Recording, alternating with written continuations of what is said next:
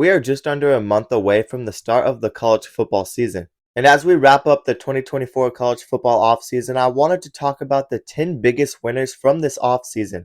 Now let's start off with the team that I think was the biggest winner from this offseason, and I don't even think it was close. At number 1, I have Ohio State.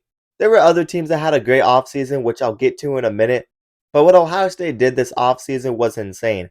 Ryan Day has backed himself into a corner after losing 3 straight to Michigan, but this offseason he managed to bring back a bunch of talent that could have went to the NFL early. Guys like wide receiver Emeka Ibuka is back. They also returned cornerback Denzel Burke. Jack Sawyer on the defensive line is back as well. Those are some elite players that I just named, and the defense returns 9 starters. They were already one of the top defenses in college football last season, but they didn't stop there because they went out and added probably the best safety in college football, Caleb Downs. This is an insanely talented defense, but on the offensive side, they add a top 5 college football running back who is Quinshon Judkins. The 1-2 punch between Travion Henderson and Quinshon Judkins will probably be the best in the country. Ryan Day also addressed the quarterback struggle. They got rid of Kyle McCord and they went out and added Will Howard from the portal. Some people consider Will Howard Kyle McCord 2.0, but I don't believe that. I definitely think Will Howard is an upgrade. Will Howard is a very experienced player and he's very mobile unlike Kyle McCord. But even if Will Howard struggles, they have the new addition of Chip Kelly as the offensive coordinator. Ryan Day is handing over the offense to Chip Kelly, and Chip Kelly will be calling the offense this season. Chip Kelly is one of the greatest offensive minds in college football. It's really insane what Ryan Day and Ohio State did this offseason, and honestly, it's national championship or bust at this point. The next team I want to talk about is Ole Miss. Ole Miss went 11-2 last season. They returned 16 starters from last season, which is tied for second in the SEC. The offense is going to go off in 2024, and I have no doubts about that. Jackson Dart is back, and he is a dark horse to win the Heisman Trophy. Ole Miss also has the number 1 transfer portal class in the country.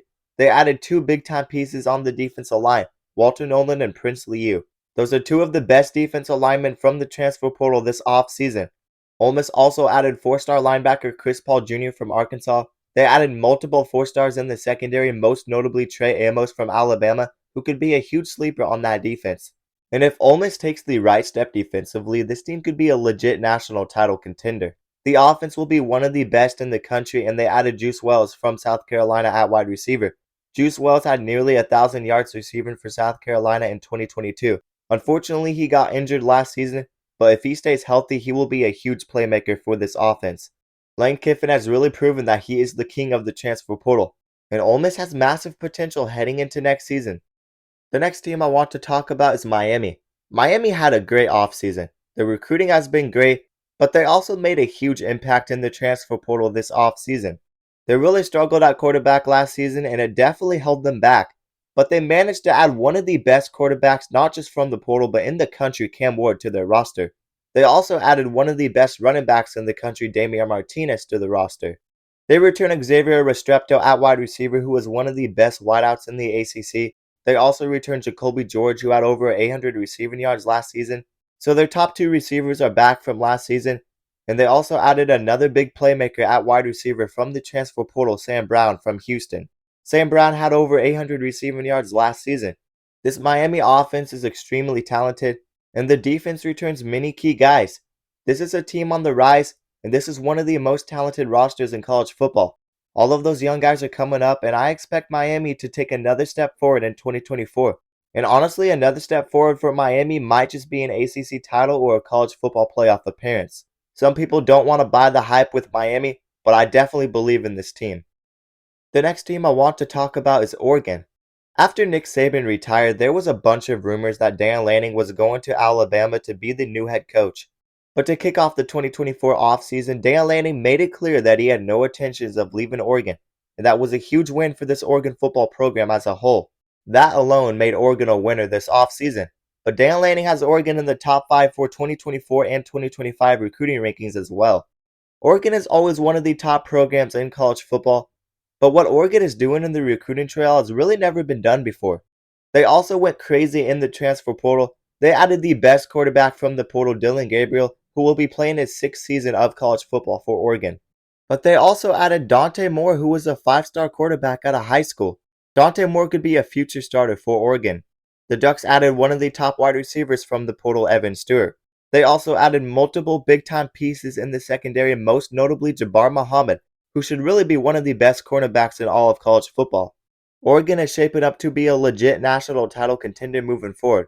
This is a stacked roster from top to bottom, and Dan Lanning has Oregon set up perfectly for the Big Ten. The next team I want to talk about is Texas. And similar to Oregon, Texas is coming off a great season and they returned a lot of the production from last season.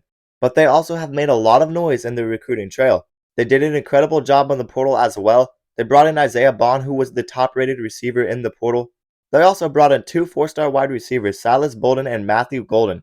So they did lose a couple receivers to the NFL draft, but they easily replaced them. But they also added 4-star tight end Amari Niblack from Alabama, who could be a huge sleeper for that Texas offense. The Texas offensive line also returns multiple pieces there, and it should be one of the best in the SEC. The defense will need to take steps forward in the secondary if they want to fulfill their full potential. But Andrew Makuba should be a huge playmaker in that secondary, and they have a lot of other young guys who could step up as well. They added 4-star edge rusher Trey Moore in the transfer portal, so they lost some crucial defensive linemen to the NFL, but I think Trey Moore was a massive addition for Texas, and he should be one of the biggest disruptors in all of college football defensively. Texas was definitely a winner this offseason, and they are building towards something great. The next team I want to talk about is Notre Dame, and I think Notre Dame was a big winner this offseason. They managed to bring in offensive coordinator Mike Denbrock from LSU, and LSU had the #1 scoring offense and Heisman Trophy winner Jaden Daniels last season. Mike Denbrock decided to leave that coordinator job at LSU and become the offensive coordinator at Notre Dame, and that is definitely saying something. Notre Dame also added Riley Leonard, who I believe will be an upgrade at quarterback for Notre Dame. Notre Dame added multiple wide receivers from the portal as well. They really lacked explosiveness on the offensive side of the ball last season, but they have some new additions. Collins and Harrison should both get involved in that offense, but the 4-star addition of Chris Mitchell could be a huge playmaker for that Notre Dame offense. But a guy to watch out for at running back is Jeremiah Love, who is also due for a breakout season. The offense should be improved, and if you look at the defense, that is definitely their strength.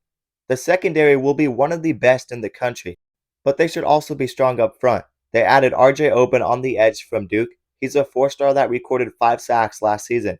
Notre Dame really did a solid job in the portal, and the addition of Mike Denbrock was huge for that offense. So I would definitely consider Notre Dame a big winner this offseason. The next team I want to talk about is Texas A&M. I think Texas A&M got one of the biggest hires of this offseason. Mike Elko will be the new head coach from Texas A&M, and he honestly might be what Texas A&M desperately needs. Texas A&M has recruited very well, but they can never get over the hump and have great success on the field. They've had their solid seasons here and there, but they can never compete at the top of the SEC. But I think Mike Elko could definitely make an impact at Texas A&M. Mike Elko led Duke to a 17-9 record in his 2 seasons there. Duke won a combined 5 games the 2 seasons before Mike Elko even got there. So I think Mike Elko knows what it takes for a team to be a winner, and he could be an excellent hire for A&M. I also like what Mike Elko has done in the recruiting trail and in the portal so far. They actually have the 3rd highest rated transfer portal class in the country right now. They brought in edge rusher Nick Scorin, who is one of the top defensive players in the whole country.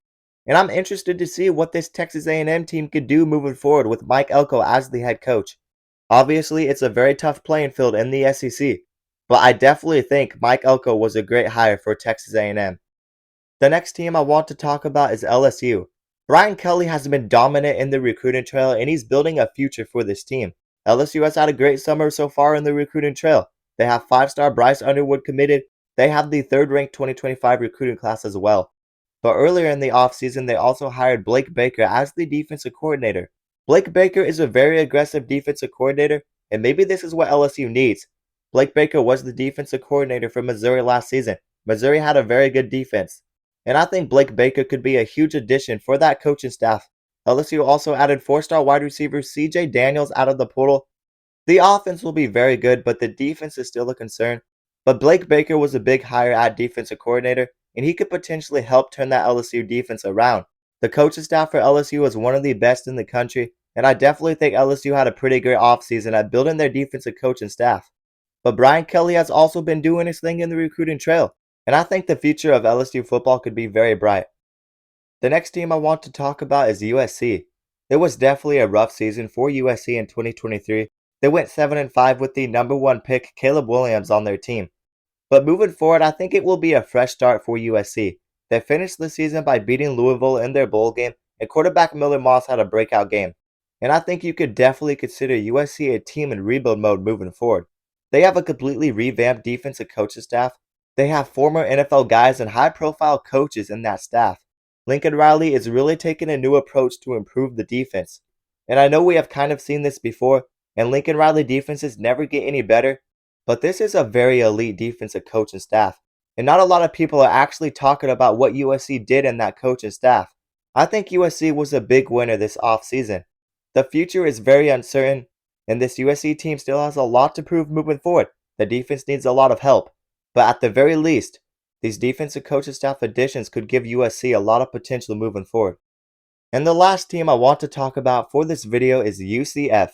I think UCF was definitely making some sleeper moves this offseason. I'm pretty high on UCF moving forward, and they had a pretty great offseason. Not a lot of people are talking about them.